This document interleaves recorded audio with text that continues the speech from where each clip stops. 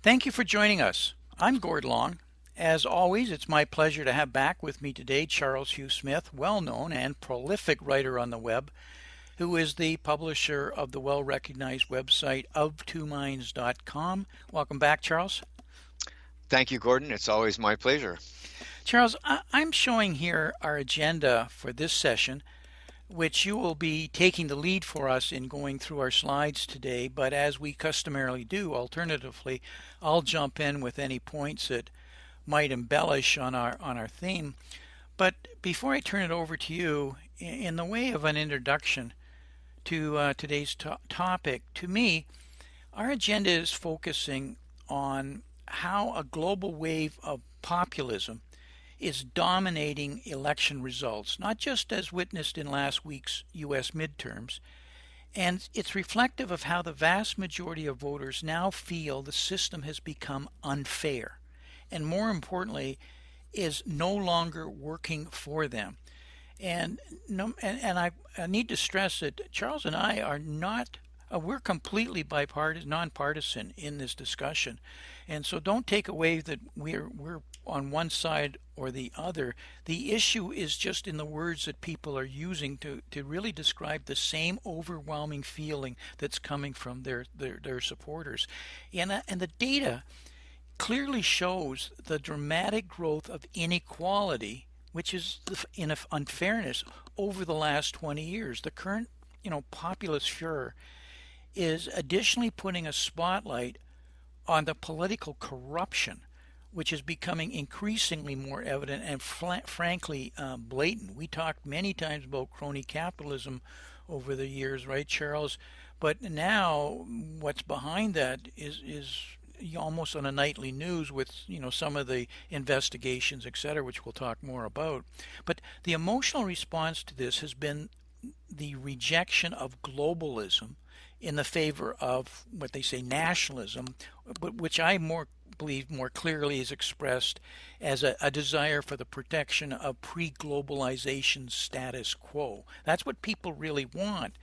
And additionally, they have a desire for, Charles, what you in your slides term, and as more common now, people are calling quantitative easing for the people, which is a way of really redistributing wealth that's more fair and will allow the table to be fairer in many ways. And again, we'll talk about that. But taking away the emotional response, we see the hard realities are the failure of the government to enforce antitrust laws, limit crony capitalism, which is feeding off the public trough.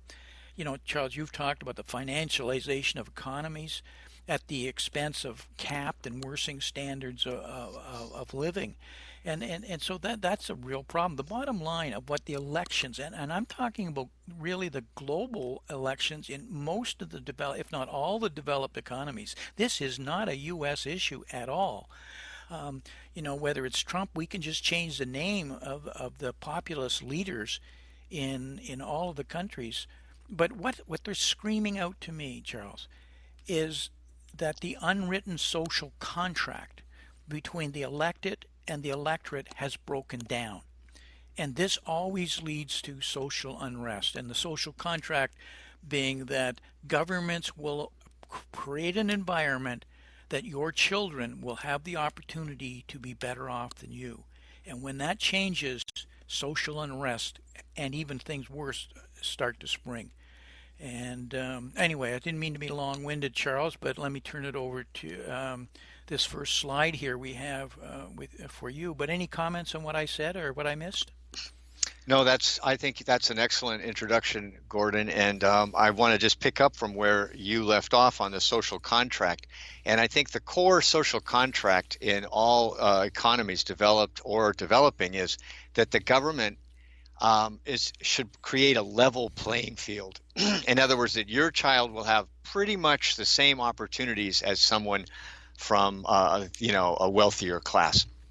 And so what you and I were speaking about before we started recording was people will tolerate a level of oligarchy, crony capitalism, corruption, a rigged game as long as their prosperity is rising along with the rest of the economy. But what we've seen now is people's prosperity is not rising, it's stagnant. People have and opportunities are now restricted. In other words, it used to be literally like a generation ago, as you say, you could go to college for a relatively modest amount of money, you could get a stable, secure job, and work your way up, your career ladder, and then you could buy a home, and that would slowly appreciate and build your family wealth. Well, none of that works anymore. Your college education, it costs as much as a house mortgage. The opportunities for a secure career are diminishing. And a house is now so expensive, that's off the picture unless you're already wealthy. In other words, unless your family's wealthy enough to front you the down payment or something like that. So we've seen a huge change, and it's embedded in this wry photo we have here. Sorry, the lifestyle you ordered is currently out of stock, and that's the economic background of this desire for political solutions to economic stagnation. And so our first slide here shows the widening income inequality is a nonpartisan trend. And I labeled all the presidencies here while we see that the top 5% pulled away from the bottom 95% over the last couple decades, regardless of the party in power. And so clearly we're talking about dynamics that are not solely partisan, right? And that's our key point there. So what are the core economic issues that people are trying to solve politically? And of course, the key one that we're talking about is the lack of fairness, the growing sense that opportunities are not being distributed as widely or fairly as they once were, and that elites now have huge advantages that the rest of us don't. And so, and you go, well, what does this mean? What are these advantages? And of course, the key advantage is if you own a great deal of capital, capital has been richly rewarded by financialization and globalization. So the rich have gotten richer, right? And if you're only trading your labor, well, the labor share of the economy is stagnated. And so just that's the reality of financialization and globalization.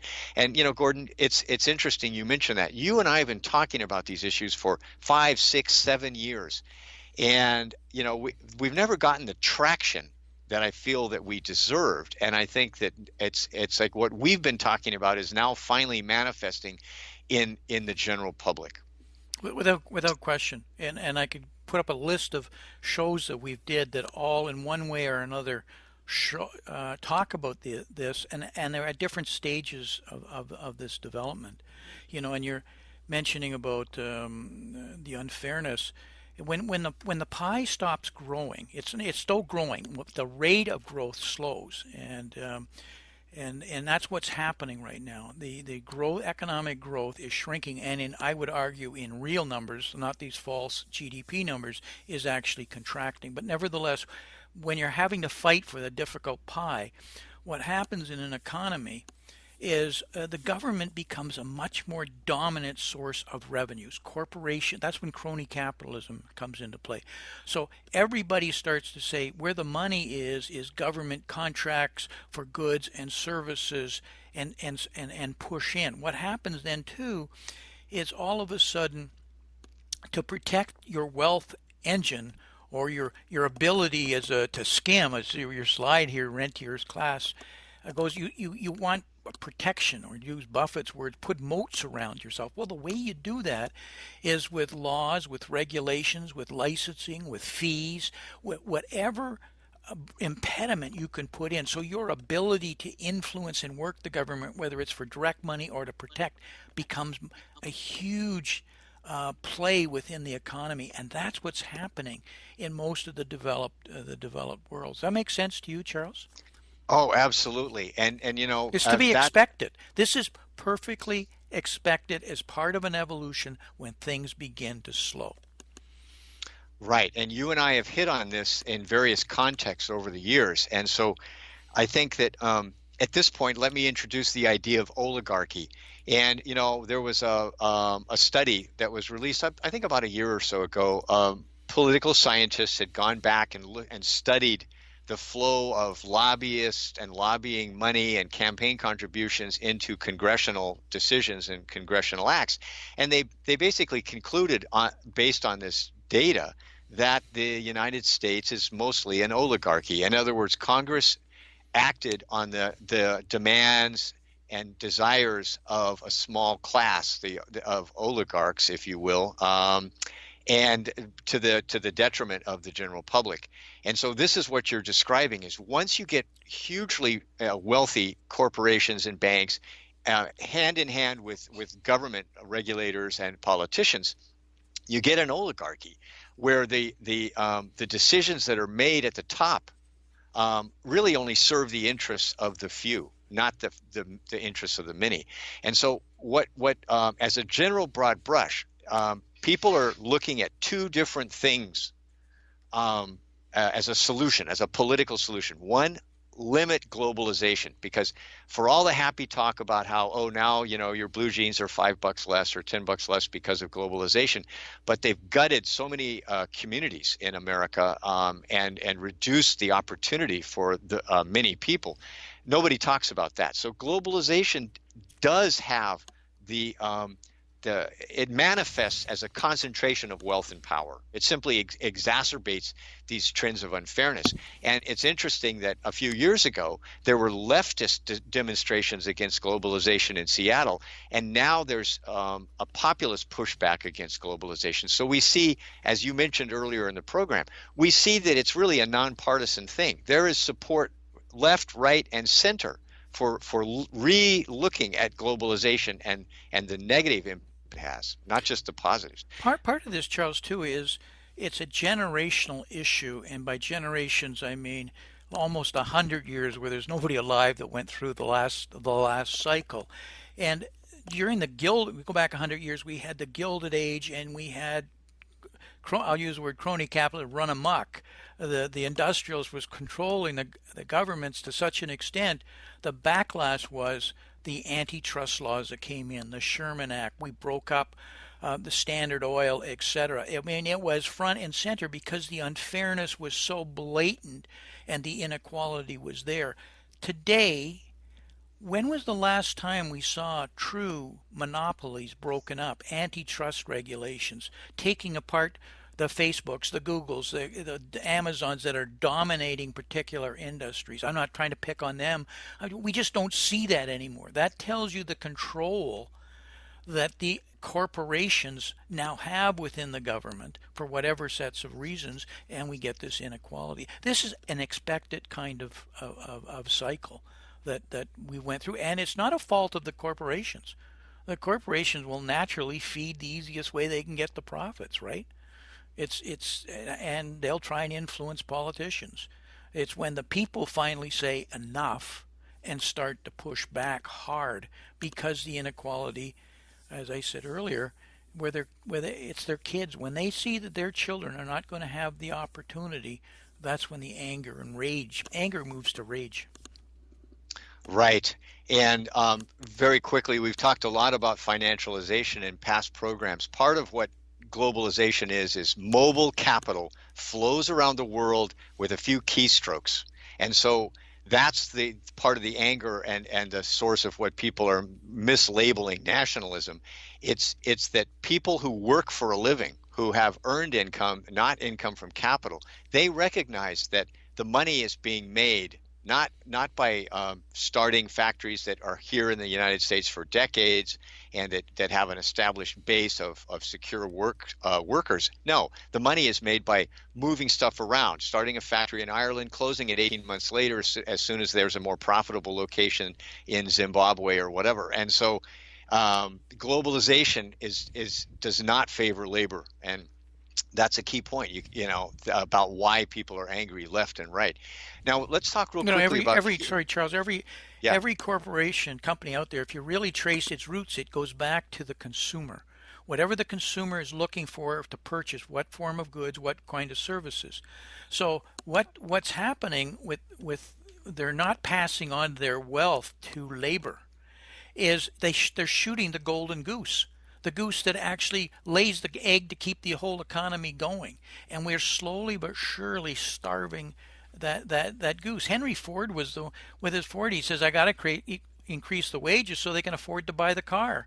Because then I can sell my cars. And I have kind of an odd way of saying it, but it really is the essence. The people need to make more money, their standard of living, for the corporations to do well. We've got that whole process in reverse because labor arbitrage and your ability to get rid of labor is so central to cost cutting today in such a way, and wait till you see robotics in the next wave, that the consumer or the voter or the electorate out there is saying this system is not working for me. And I'm not trying to be socialist in my talking here. I'm trying to say this is a major breaking point in the capitalism is gone effectively. And as I've argued many times, we have creditism, and that is not something that increases standards of living. I think you've made an excellent point, Gordon, is that the system has to work for everyone, and so if people don't have enough money to consume without borrowing, that's a broken system. Precisely, And that is exactly what's going on. right, and you've we've talked about that, and you've done many programs on this. So the political solution that people are looking at is limits on globalization and QE for the people. In other words, instead of bailing out the big too big to fail banks with trillions of dollars, why don't we distribute trillions of dollars into the broader society, right, and create a new social contract? And so QE for the people includes, and we've talked about this, higher infrastructure spending, right, because that money creates more jobs and it benefits society as a whole, right? Better, rebuilt bridges, better trains, etc. And then there's also other ideas: Medicare for all, universal basic income, tax credits for the working poor. All of these policies are QE for the people. And we understand, as you have explained, the political motivation is these are the solutions to rampant systemic inequality. But the problem is they are political solutions, but they may have unintended economic consequences. They may not actually work as intended. I can assure you, because I'm violently opposed to them, having started the Financial Repression Authority, and talked about what things such. We didn't call it QE for the people. We saw when we founded what's going towards is what they call helicopter money. That's one and the same thing. And what we have is, remember, politics is about the redistribution of wealth. And on the surface, as you point out, it is the perceived solution, it's the political solution, but it doesn't work because it's about incentives. Everybody has to be incented, and a free handout, doesn't work on a sustained basis. It'll start solving certain products, but it are certain short-term problems, but it is not the longer-term solution. Having said that, Charles, I believe that's where we're going, which is why a lot of these elections now, they're very much leaning towards the left, much more socialist in thinking, and that's a form of why things like quantitative for the people is inevitable, or helicopter money is coming. Unfortunately, as I keep saying, it won't solve the problem in the longer term. Right. Socialism doesn't work. Communism does not work. Capitalism is the only system we've ever figured because it harnesses greed. It harnesses the bill for people who really want to get out and work and make a difference. What's lacking is the ability for them to do that, and so they're in the balance. This is a big subject. Just this alone. But in the short term, oh my, without question, we're moving towards quantitative easing for the people. And so what the frustration of many of us, left, right, and center, is that the structural problems that are creating the inequality are not being addressed with these kinds of solutions. Exactly. In other words, like Medicare for the people. Now let's look at Medicare. Up to 40% of it, by various studies, is fraud, right? Or overbilling. The prescribing of medications which are marginal or possibly even have negative effects on the patient, because there's incentives built into those systems to overprescribe and do procedures that may actually detract from the patient's health. the whole system is rotten to the core, right? And like if you go on to Medicare, which I believe it or not, I now qualify, so I'm starting to look at this. You get a choice of like two corporate monopolies. You know, it's a cartel. You don't really get competition in Medicare, and it's basically rigged. And so I'm frustrated because it's like, wait a minute, this is a corrupt, rotten system which doesn't do a good job and is horribly expensive because there's a bunch of rentier skims and cartel skimming. That's the whole basis of it. Why don't we need to like restructure healthcare in the US, not take a bloated, corrupt system that 40% of it is waste and fraud, and then just and make that 4 times bigger. So we need to tackle the structural sources of inequality, not paper it over with like free money for everybody, which is all borrowed, by the way, and that creates consequences for everybody that ends up being very negative. Yeah, precisely. That is the issue. Be different if the money wasn't borrowed, but it just increases the debt, which it reduces the productivity of the society because it's such a burden. The propensity of the money, that is the velocity of money, etc. So, and that's what we're going through right now. Right. And let's just call it what it is, malinvestment. So what a lot of these QE for the people ideas, they're basically we're going to borrow trillions of dollars more and we're going to malinvest it in broken systems like healthcare, national defense, higher education. All of those cartels are no longer functioning for the people. And so just throwing more money at them isn't going to solve the inequality, and it's not going to make them turn them into efficient structures. It's simply going to reward people who, the oligarchs at the top of those cartels. And that's not a popular point of view, but that's the economic reality. What we're talking about is the general sense is that we want to limit the exploitation of the wealthy and the politically powerful. But what should be done in addition to the kinds of common sense breaking up of cartels and so on is we need to rebalance the tilted playing field and reestablish opportunity for everybody that has now been limited to the few at the expense of the many. How do we do that? What's the answer for the politicians to be able to fix that? Because I agree, Charles, in the short term where they're going to go, because politicians never really solve a problem. They just look for expedient perceptions that will be sellable. But what does the strong leadership do now to be able to re-level that playing field?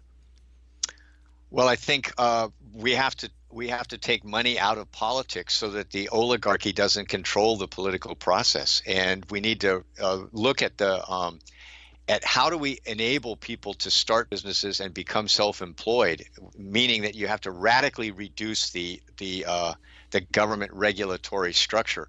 Some regulations are very good, in terms of work safety and so on, but a lot of the regulatory structure of requiring licenses and permits and fees for things like becoming a hairdresser, that kind of stuff just makes it impossible for the average person to start their own business. And so the competitive, innovative spirit of the economy has been cut down. It's been reduced because most people can't afford to start their own business or be self-employed. So they have to go to work for a corporation, which is wealthy and then controls the political class. And so we have to fundamentally change the power structure of our society and economy. A way of thinking about it, it used to be that small business was the center of economies such as America, the ma and pa shops. But the ma and pa shops have all disappeared today because they've been taken over by franchises, chains. Every corner in America has some form of chain or franchise sitting there that used to be a service or goods delivered by mom and pa. They don't exist. So it says, okay, that's the days of old. How does mom and pa start the new business today? Well, the entry to those businesses, the complexity of what's involved is so difficult, or this product or this cycle of the business itself is so quick because things are changing at such a speed. They really can't be profitable fast enough. They've got to be in a different kind of organization that's generating platforms that can spill off new new products vis-a-vis which feeds corporations. There's this inability for the individual in mass. There's exceptions, of course, but in mass to be able to go out and start some kind of business or services, because anything you can think of has really been taken, and that's what you would expect with developing and maturing economies. What's missing today is the breakthroughs, like Carnegie when he discovered steel, when Ford discovered automation, when Morgan got in with Edison and brought electricity, and I mean the Vanderbilts with railroads that completely brought hundreds of thousands of people into industries and feeders from them. We're not having that breakthrough kinds of technologies. Where we do see it, of course, is in high tech. But that high tech reduces jobs. And by the way, how many employees does Google have, right? So we're measured in tens of thousands. When I came to New England, we measured every country in a company in the hundreds of thousands. By the way, are all gone right now. So it's this ability to create massive amounts of employment that's completely been taken out. That's not going to change. That's a fact. So it says, how do we now engage those people where their entrepreneurial flavor, abilities will really make a difference? And that's the missing ingredient today. There are answers to that, but that's another show into itself. And you've written about this too, where these talents will go and are expected to go. But the bottom line where I'm going is that takes leadership and vision by a new political class who can really articulate it. Not the tired class that we have of politicians now who are preaching stuff that worked for previous generations, and not the younger ones that are preaching some form of socialism because they have no basic understanding of how an economy really works, and how money and wealth is really truly created. It's a live off the government kind of approach. And we do not have that kind of leadership with vision that's out there today. Well, I'll take my concluding thoughts exactly where you just left off. A new political class is what we need, because I would summarize the whole topic of what we're talking about here. The political response to structural inequality is people want to take back control of their political systems. That's a positive. They want to take it away from the oligarchs and regain political power over the political decisions of their nation. That's a positive. But as you said, our economy and all the economies of the world they're engaged in this tremendous transition, and it's called the Fourth Industrial Revolution in general. But it's like they're being transformed as we speak in ways that are very hard to control or predict, and so there's a lot of tumult and uncertainty, and so. But part of the solution is definitely to take back political control from the oligarchy and restore it to the people. And as you say, the mechanism for that would be a new political class, which recognizes the economic and political realities and is willing to draw upon new solutions instead of just trying to rehash the solutions of past era that no longer fits the economy we have. And that change would allow, if done correctly, for the true change that needs to happen, and that is to let capitalism work. The problem is today we've strangleholded capitalism because the answers to these problems people will find. And I just said, the new industries now, they will come out if they're not restricted and they have the ability to really make that happen. But they can't today. Man, they got student loans coming out there. They can't even survive on a basic opportunity to go out and do that. I'm not trying to pick on student loans, but there has to be a reinvention of the capitalist system where we take away the degrees of restrictions and barriers that in front of them. And these new industries will appear. And in spite of us being able to say we don't see them, nobody saw Facebook and Google and these kinds of things here 25 years ago, 20 years ago. that they dominate. And before that, 35 years ago, there was nobody even knew what Microsoft. I've lived through all of these. And you say, well, it looks like we've exhausted it. No, it's just another step in the acceleration of where we're going. And but but we have to allow everybody to participate. That's what's wrong right now. It's only a few that are allowed to do it, and education has been the cornerstone of allowing that, but that's not enough anymore. It's more than just in education. Education doesn't guarantee it anymore. It's your ability to be innovative, creative, and the knowledge, the advent of the real knowledge worker today. Anyway, we've talked about some of these subjects before and other shows. I guess we need to wrap now, Charles. Any final comments, or we'll talk again next month? I would just say that this is a positive movement to deal directly with inequality at a systemic level. So, yeah, I just want to say this is a positive movement, and people are struggling to find answers to the inequality and unfairness, and that's really the core issue in our economy and our political order. So, and if you want to read more of my thoughts on it, come visit me at of2minds.com. Charles, thanks for the time, and we'll talk again next month. Okay, look forward to it. Bye.